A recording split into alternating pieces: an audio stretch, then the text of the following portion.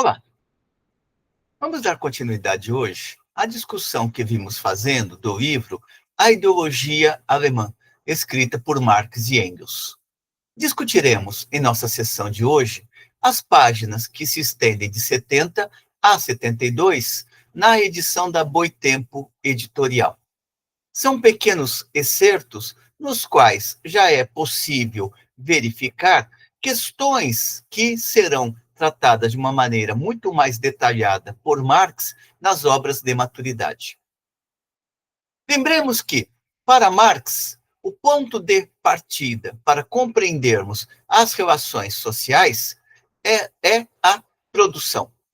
Não existe povo, seja ele ou não existe organização social, seja ela uma organização comunal primitiva ou então uma organização social baseada em classes sociais que possa prescindir da produção, ou seja, que possa negar a necessidade da produção e reprodução das condições de existência.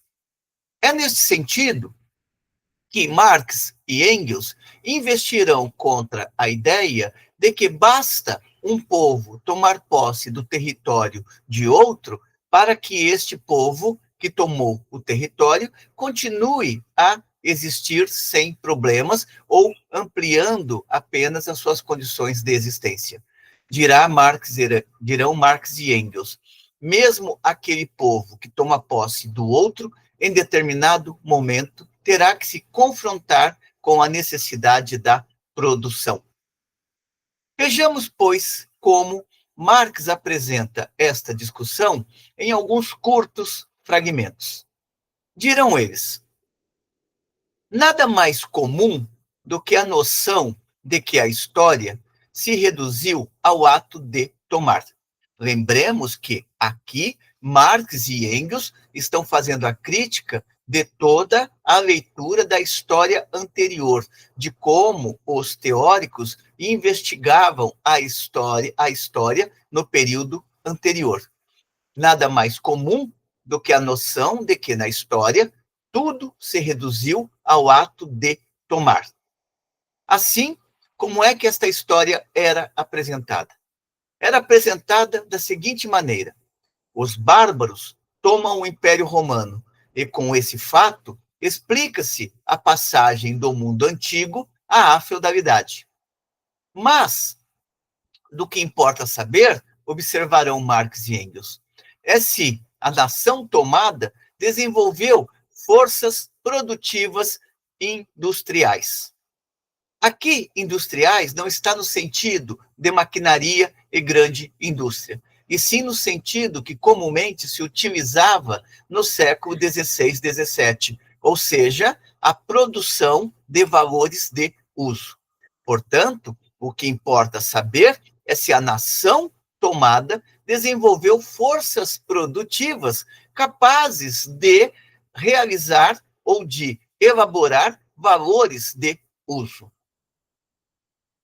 Lembremos que valores de uso são aqueles bens produzidos e úteis para o consumo. O ato de tomar, prosseguirão Marx e Engels, é, além disso, condicionado, no sentido de determinado, pelo objeto que é tomado. A riqueza não pode ser tomada sem que aquele que a toma se submeta às condições de produção e de comércio do que foi tomado. Por exemplo, uma determinada tribo poderia invadir o território de outra tribo e dominar aquela tribo.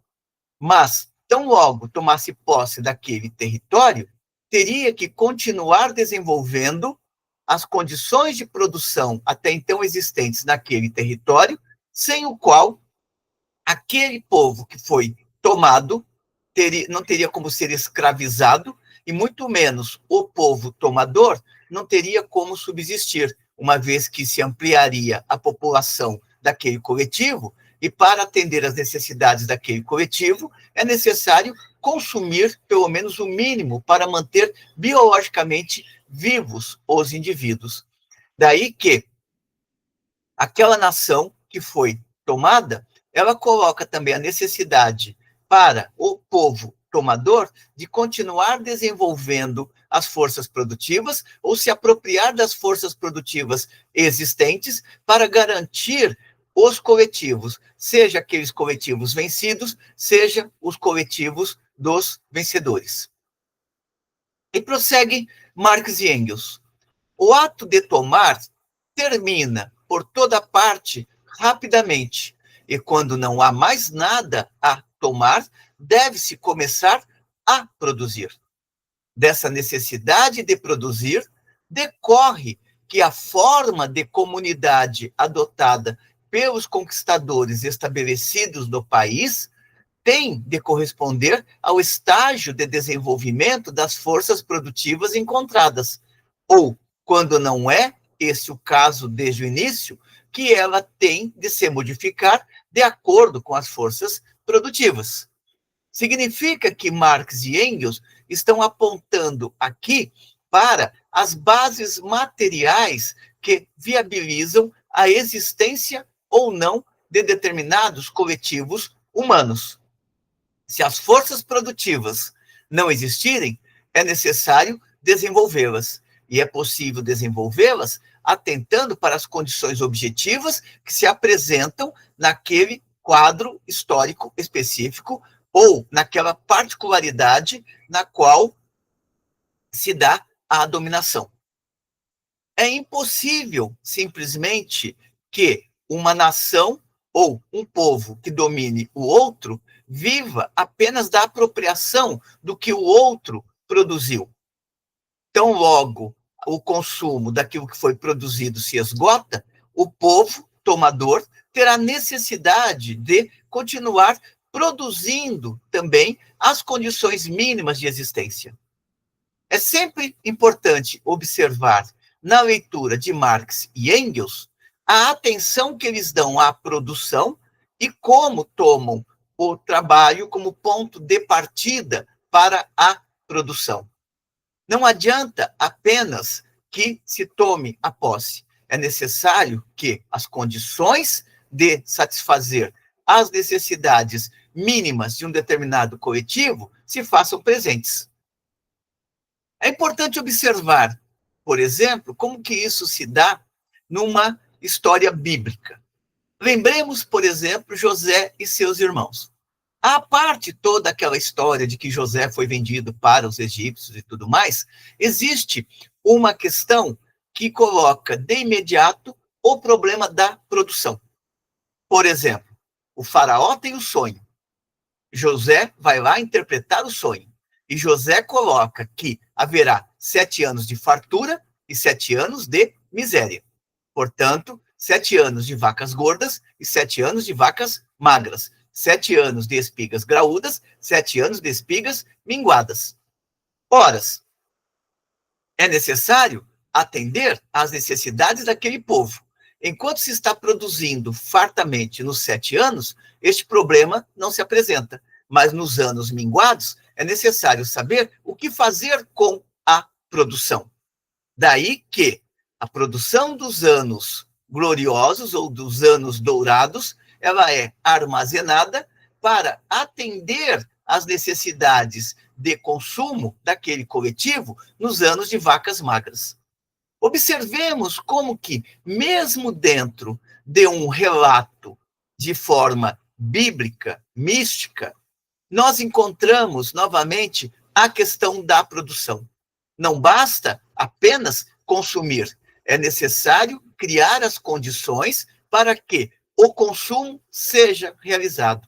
E a única maneira de garantir as condições para que o consumo seja realizado é economizando, é armazenando, é criando uma reserva para que todos tenham condições de se alimentar durante aqueles períodos nos quais haverá a seca ou a escassez de alimentos.